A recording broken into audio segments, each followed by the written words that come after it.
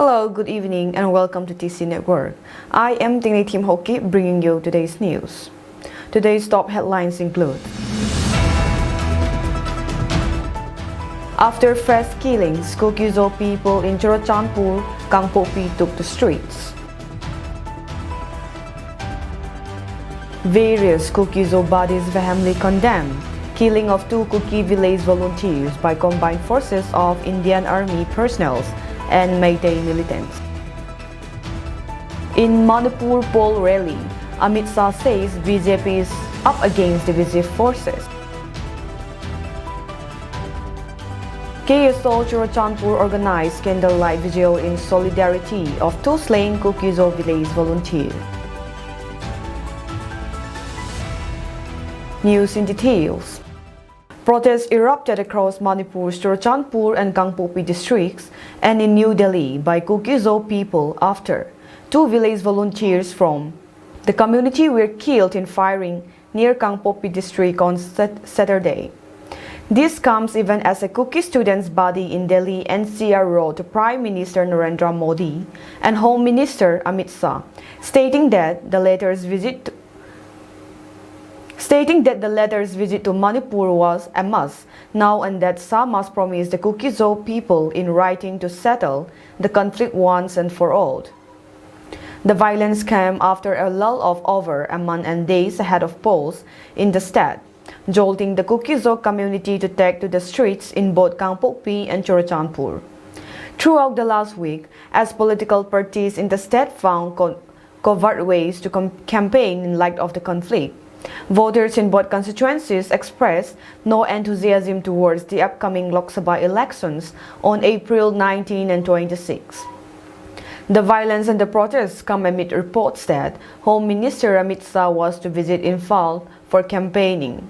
Meanwhile, a group of Kuki-Zo women, including journalists, social workers from MP of Outer Manipur Kim Gangte and leaders of Kuki-Zo Myanmar Women's Forums in Delhi, have written to the Chief Election Officer of India, Rajiv Kumar, informing him of their decision as representatives of the global Kuki-Zo Myanmar women community to boycott the upcoming Lok Sabha elections. In their letter, the women said, "With a heavy heart, we would like to inform you of the decision of the women in our community to exercise their constitutional and legal right to boycott the upcoming 2024 Lok Sabha elections.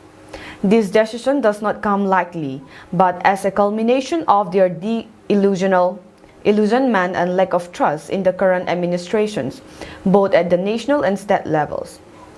In Churachandpur's Motbung area, Kuki-Zo civil society organizations and Apex tribe bodies held a march where thousands of people showed up with posters and banners, one of which read, "Protest against the inhuman killing of 2 village volunteers."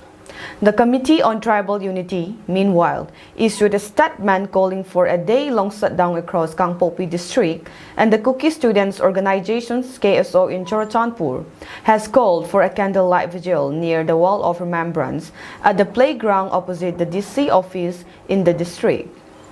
In Delhi's Jantar Mantar, the KSO's Delhi NCR unit and the Kuki-Zo Women's Forum Delhi organized a protest on Sunday morning, during which hundreds of people showed up holding posters pointing out the failure of the NBiren Singh-led government of Manipur and others saying, "Nikampum like Biren cannot lead a multi-ethnic state." Another protester had showed up with a poster saying, "One piece, give us same amount of government guns." DCP New Delhi, Devesh Kumar, however, claimed that only 10 to 15 protesters from Manipur had gathered to protest at Jantar Mantar. Since they did not have prior permission to stage a protest at the site, they were asked to leave the premises and seek permission for protest later. All protesters returned, he said.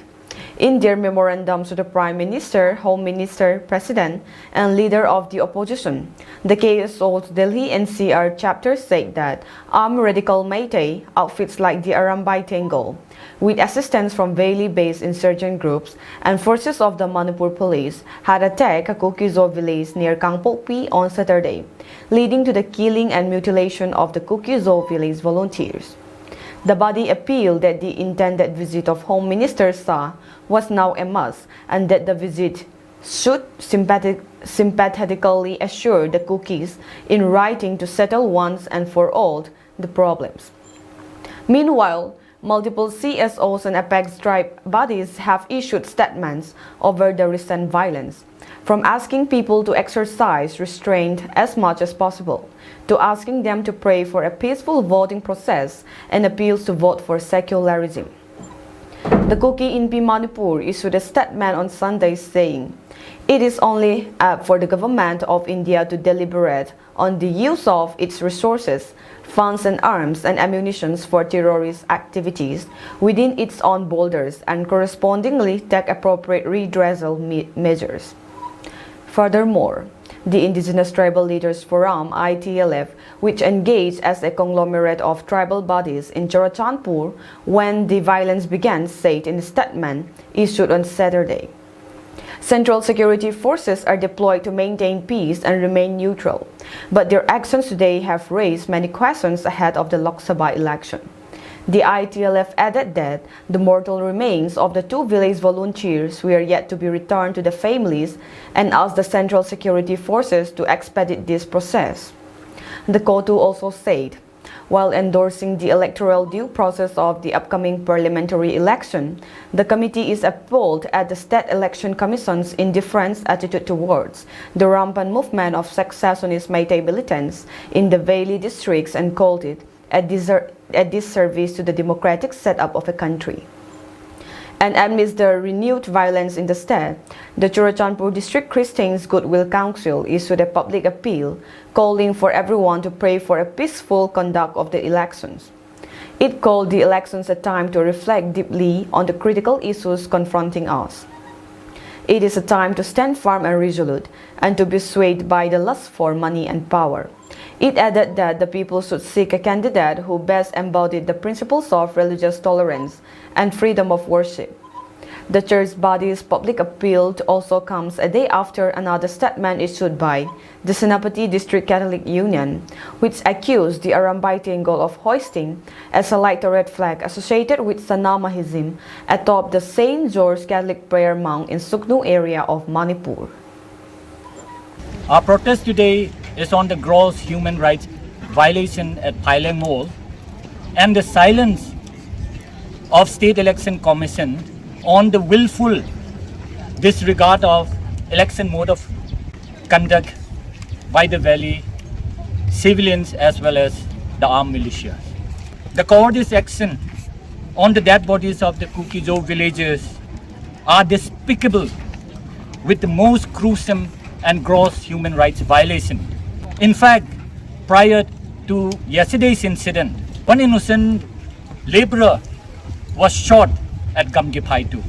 Now, the world woke up when two Kukizo women were paraded naked by radical Meitei mob in the presence of state security forces, which forced their Prime Minister to make a brief statement, but stopping short of pointing fingers at the Meitei community.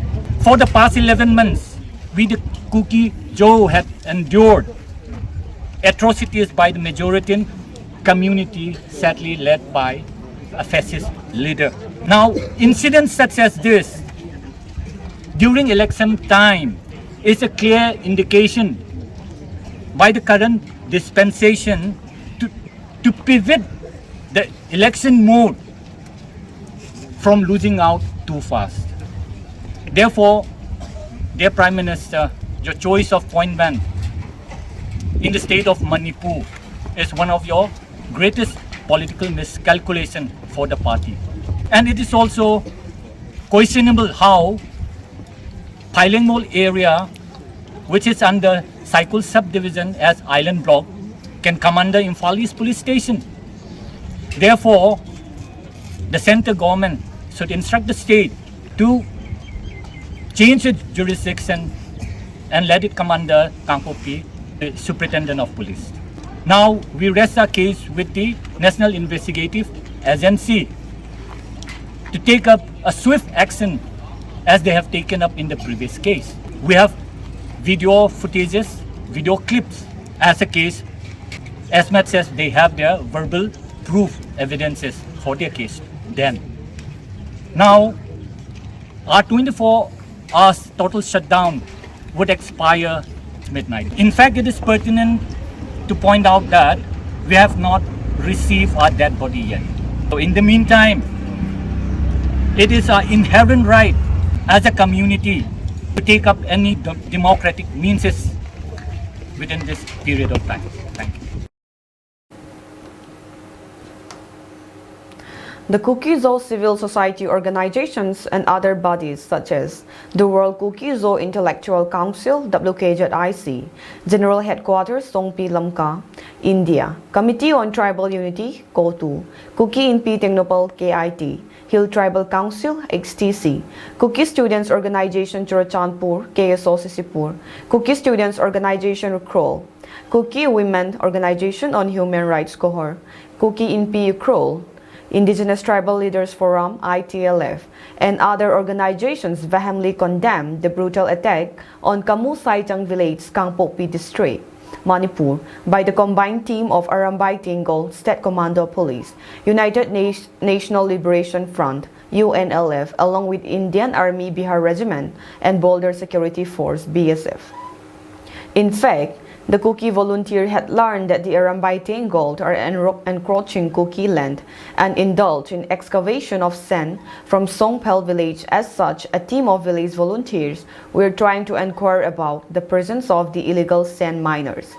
Unfortunately, they were ambushed by the Meitei militants on their way between Kamu Saitang and Songpel village. Exchange of fire took place at around 8:30 a.m. and around 10:30 a.m., the Central Security, Bihar Regiment, and BSF personnel sighted the Meitei militants and started selling mortars against the Cookie, which killed 2 volunteers.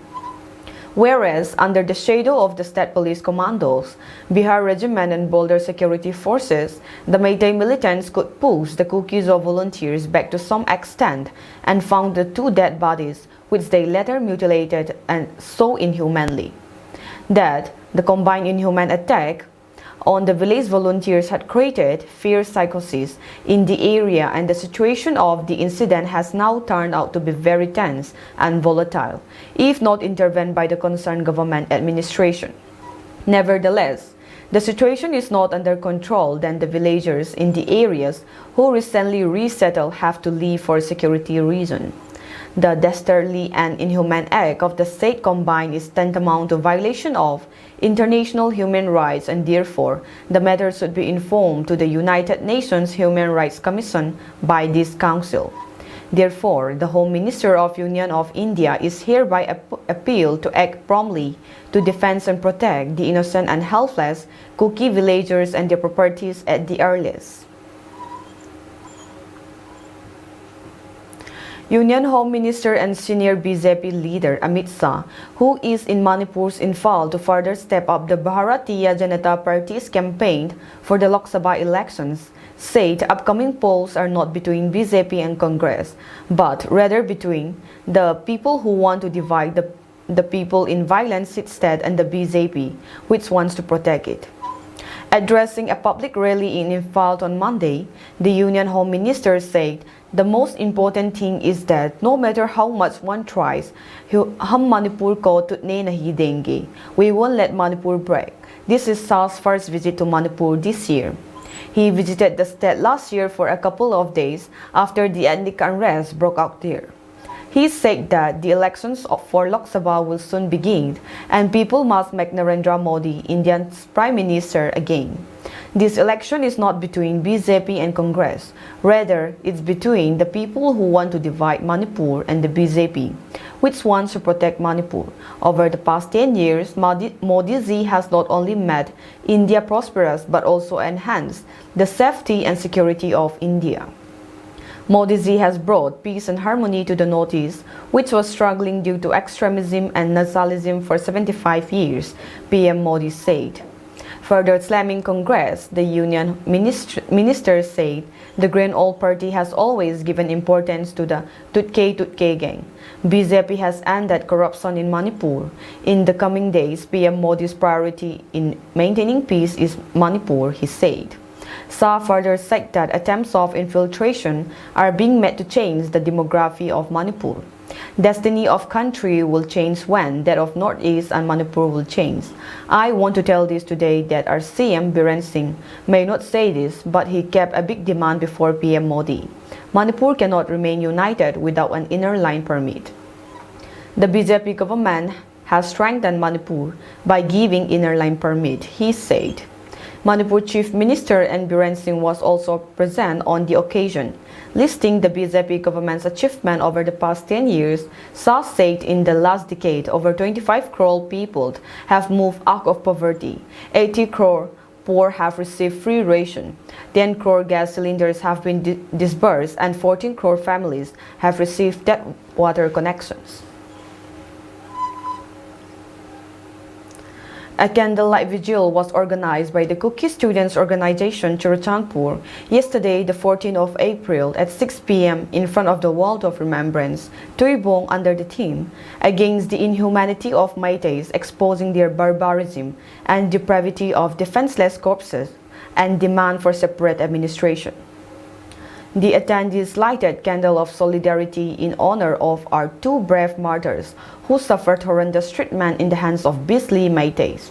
Our two heroes who lost their lives in the recent firing that took place in Paileng Mall area, Kangpokpi district on the 13th of April were one, Kaminla Lupeng, 23 years, son of Paukulet Lupeng from Nongdam Kuki village, Kasom Kulin subdivision, Kamjong district, and one, Kam Leng Sat Lun Kim, 25 years, son of Tangkumang Lun Kim, from Bongzang village, Island Block, Cedar Hills.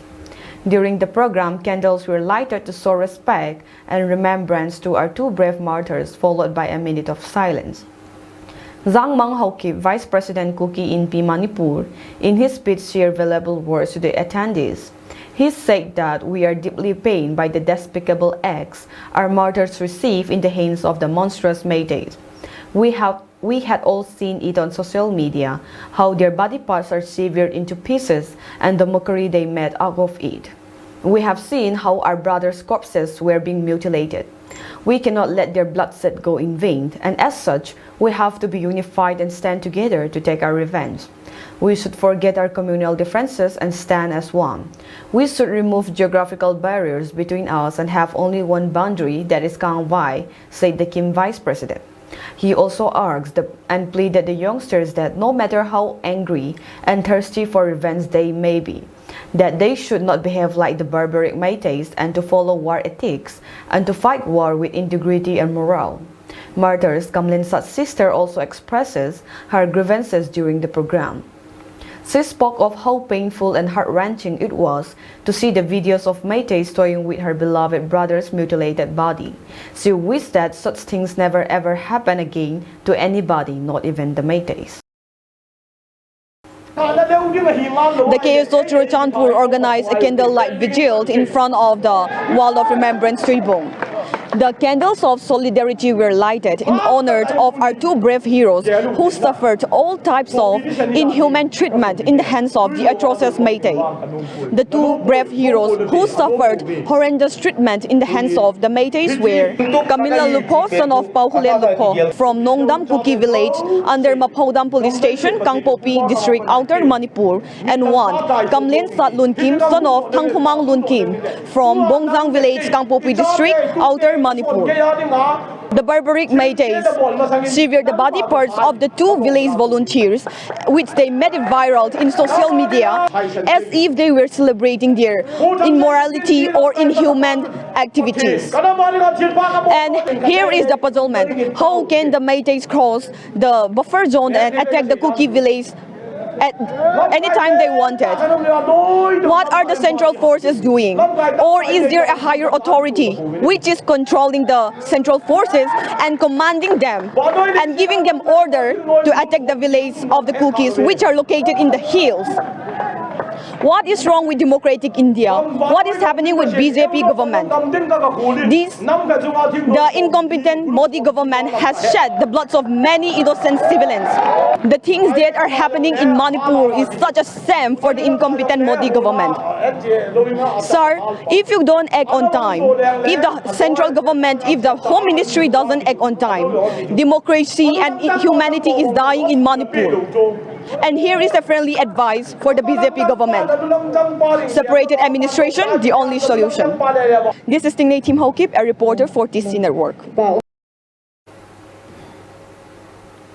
The women folks of Morh continue to sit on duty at key location point Morh so as to prevent the Assam Rifles from taking away the Kuki men who were held captive by the Assam Rifles due to baseless accusations and lame reasons. Today, the 15th of April 2024, our reporters at Morh met with the women folks who stand on duty at key location point Morh. Group B were on duty today, and the group in charge, CC, told the media that 65 women from 15 villages are on duty today. We are under the care and sponsorship of Kuki Inpi Technopol KIT, who supply us foodings and proper restroom and washroom facilities. She further says that since Morh is a hot place, we wish to have a proper set to carry on our job. We want a set which can be used even in the future since things are uncertain. The main reason why the women sit on duty here every day, which have continued for months, is to prevent the transferring of our men captured and arrested by Assam Rifles to the Imphal city. All the arrested were held captives in key location point in temporary jail. The KIT and XTC praises the women for their hard work and dedications towards their community well-being. The CSOs of Morh also thank all the people who render numerous help for the women and also to new Monzang villagers who took care of the fooding of the duty women.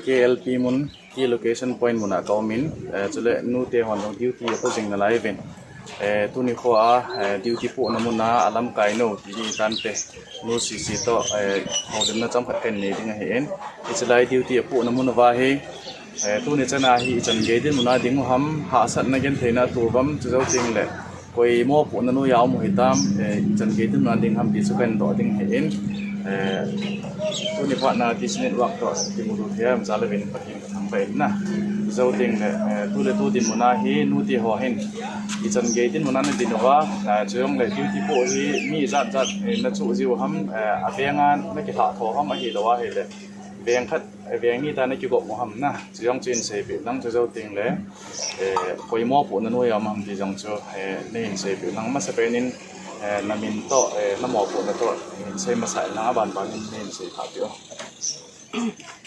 pa mi masain isinya ke hung kal sona nu te ho ko sa na jala I hung bil haji din na masana chung wa ke pa ko hin sein ke ho hi Morh kim vela surrounding village group thumina ki ho min a group thumla a b group ka hi ve lai la chu ke chu amo po ka hi in kom na an cha no hi in kamin cc he mi he a chu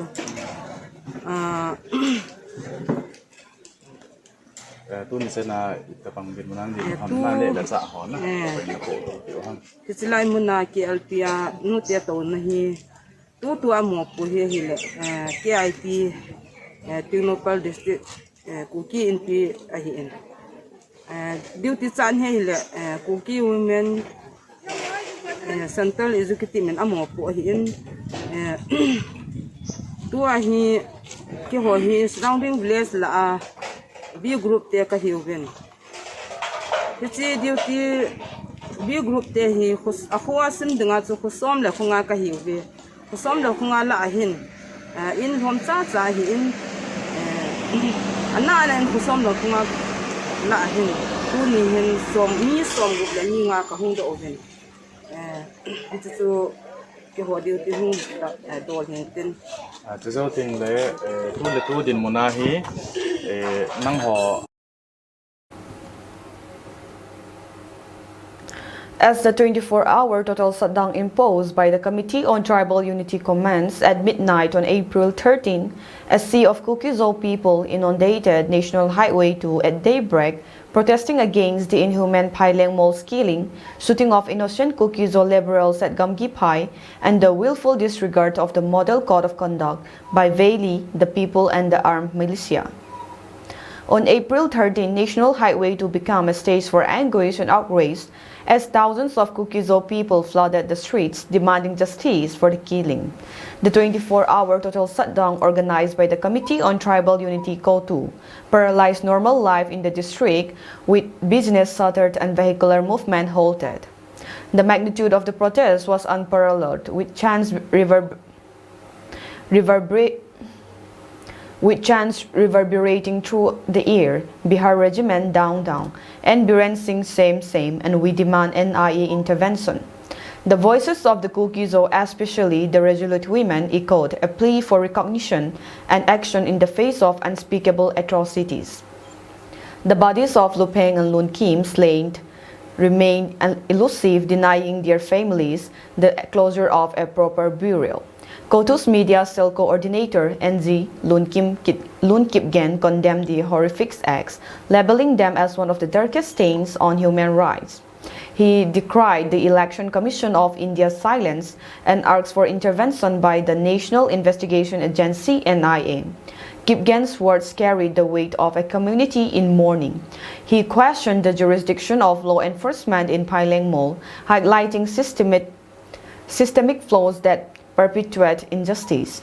As the 24-hour shutdown draws to a close, the Kuki-Zo people refuse to relent until justice is served. The search for Lupeng and Lun Kim's remains continues. In solidarity, various organizations including Kuki Inpi Manipur ITLF, KSO Sadar Hills, and TYS Sadar Hills have united in condemnation of the brutal acts committed against their brethren. The Paileng Mall Area Core Committee, PACCO, and Village Volunteer Eastern Zone sends condolence messages to our two heroes who died during the Paileng Mall Area Kangpopi District firing incident on the 13th of April 2024 Saturday. PACCO and Village Volunteer Eastern Zone expressed their heartfelt condolences to our brave heroes Minlal Lupeng and Kamlinsat Lun Kim, who died the death of a hero in the recent Paileng Mall firing incident, where the state-sponsored Meitei militants combined with radicalized state forces and central forces attacked the Kuki-Zo villages. Among the Tachapas who sacrificed themselves to protect our ancestral land, you have proven your sincerity and willingly and courageously died for the betterment of your nation and people. PACCO and Village Volunteer Eastern Zone grievously mourned over your loss and gave you our highest respect. The story of your bravery will be remembered in generations. The release also reads, the Tachapas who are still alive should take example from the bravery of our two warriors and should fight for what our brothers failed to achieve. We should emerge victorious so our brothers can rest in peace. May the good Lord bind us together with a sense of brotherhood and unity. 2 months after the Manipur government refused to send a representative to a meeting called by the center to extend the suspension of operation SOO pact with Kuki-Zo insurgent groups, the status quo on the agreement exists on the ground. Despite the center's directive to extend the pact, the Bharatiya Janata Party government in Manipur did not send any official to participate in the tripartite meeting on February 29, leaving the agreement in a limbo. The tripartite pact was signed in 2008 by the United People's Front UPF and the Kuki National Organizations KNO, an umbrella of 24 insurgent groups, the Union Ministry of Home Affairs, and the Manipur government. It has been extended periodically since 2008.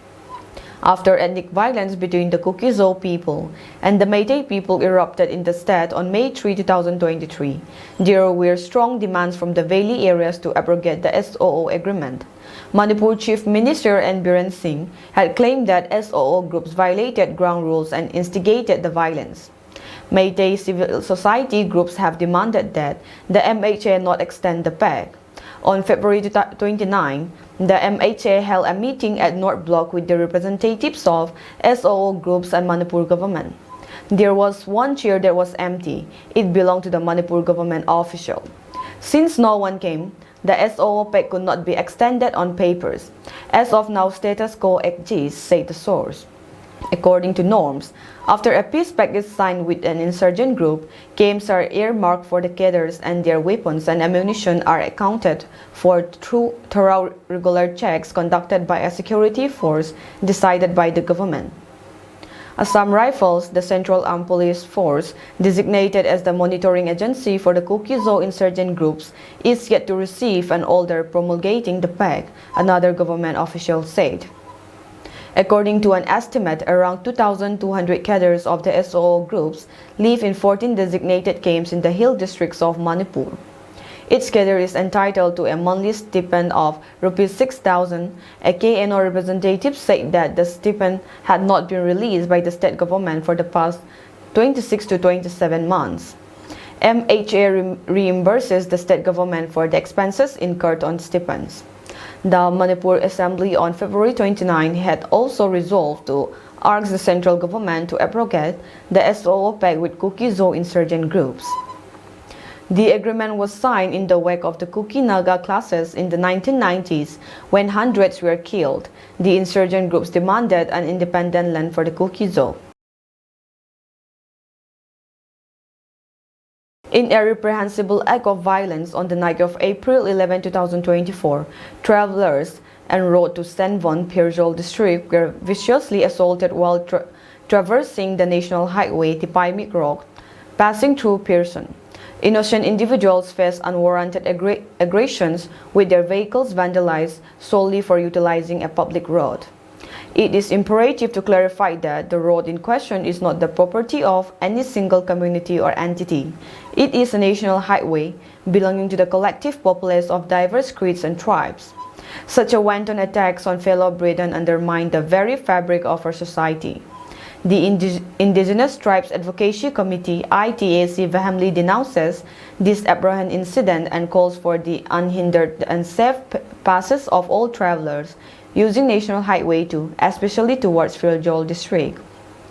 We stand firm in our commitment to safeguarding public safety, and we will deploy our volunteers if necessary to ensure the security of this vital artery.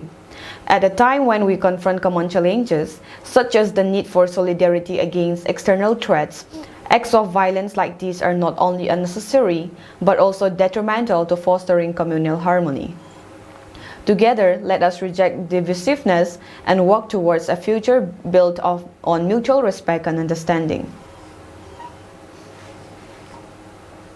The Kuki village volunteers had courageously occupied the areas where the Meitei militants and CDO combined forces killed our two heroes on last Saturday.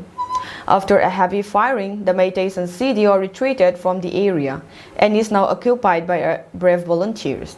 As per reliable report received from a conversation between the Paileng Mall area village volunteers and the media houses yesterday afternoon, the volunteers were joyed to share their achievement of reoccupying the areas where the Meiteis were recently posted and even took the lives of two of our warriors. All these are achieved only with God's help and our brotherhood, they told the media. They requested the public to remember them in their prayers since they feel themselves nothing without God's guidance and protection.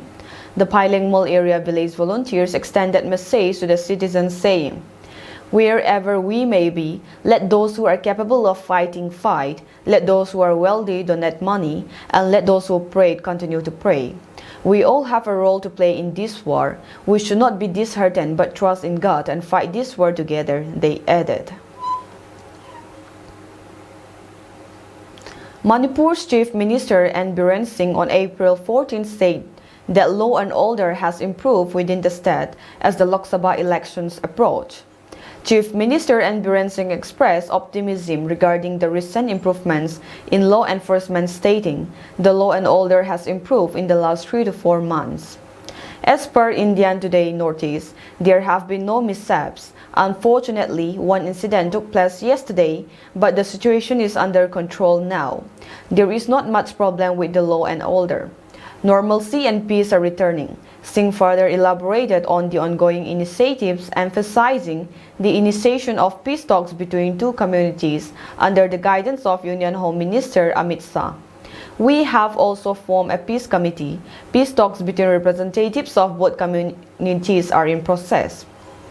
I firmly believe that the situation will improve soon, he added. The region has been marred by ethnic clashes, notably erupting in May of the previous year following a tribal solidarity march protesting a Manipur High Court order concerning the inclusion of the majority community in the list of scheduled tribes. Manipur police reported that the violence claimed 175 lives with 1,138 individuals injured and 33 reported missing.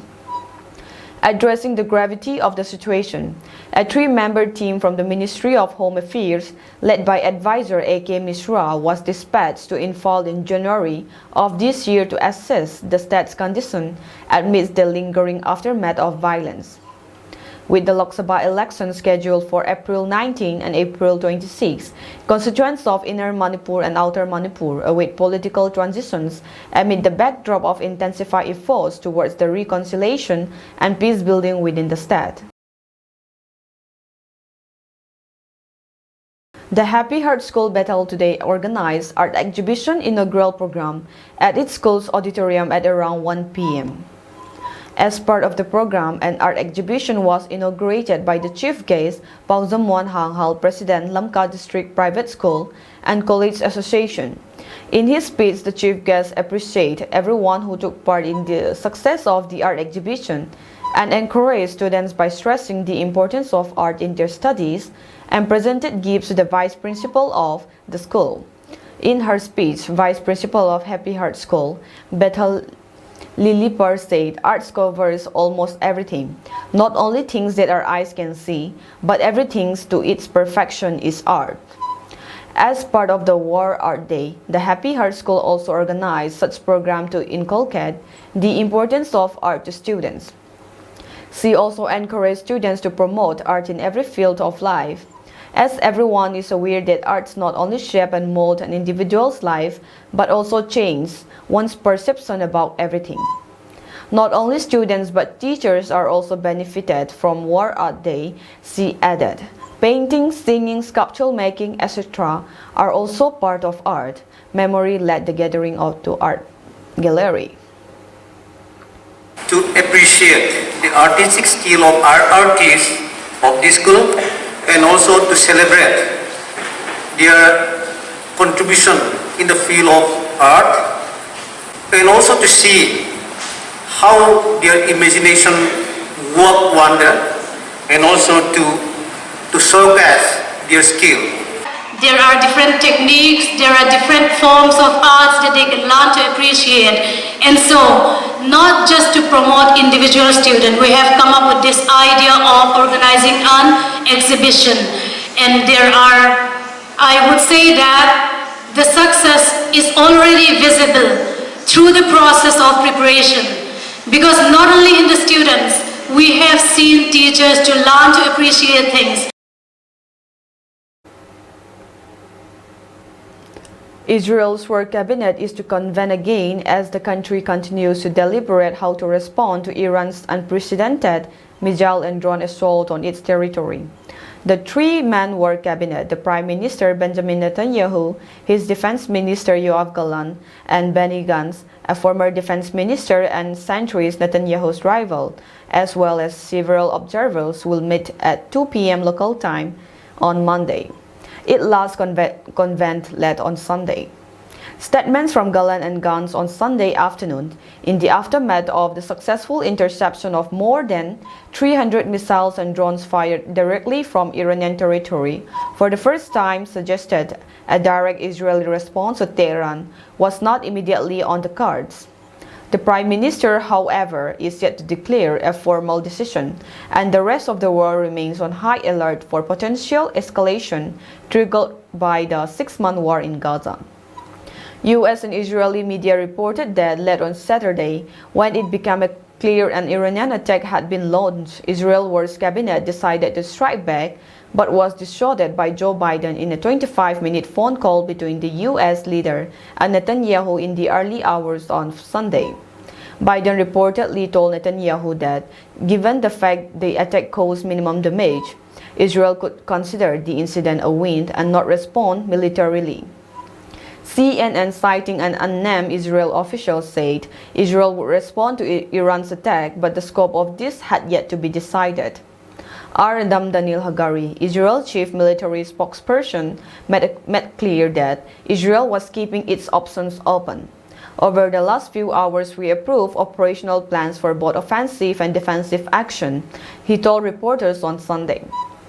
War leaders continue to call for restraint and de-escalation on Monday, even as some said an Israeli response was to be expected.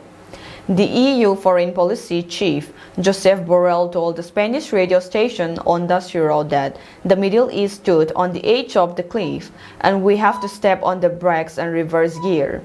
The profound division within Israel's right-wing governing coalition between hardliners seeking fierce retaliation and a more moderate and sensible faction complication the situation, he said.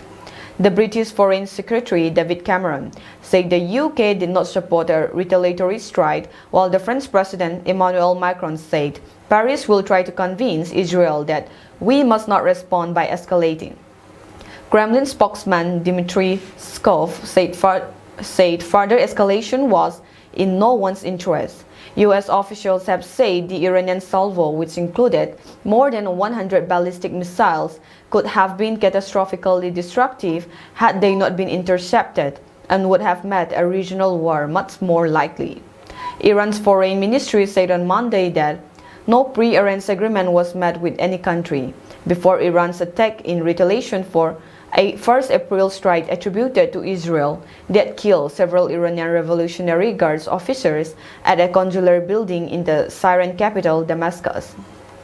Regional officials, including Iran's foreign minister, had previously said Tehran had given notice to neighboring countries days before its attack, which gave Israel and allies the US, UK, and Jordan time to convene a significant defensive response.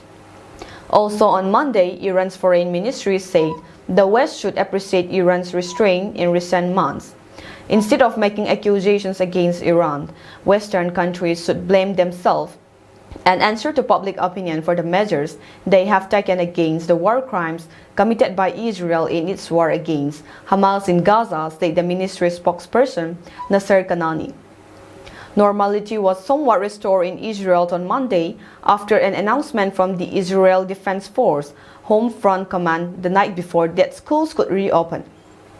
Officials said they have chosen the wait 24 hours in case of additional attacks from Iran's proxy group and allies in Lebanon, Syria, Iraq, and Yemen, all of which have joined the fray since Hamas attacked Israel on 7 October last year.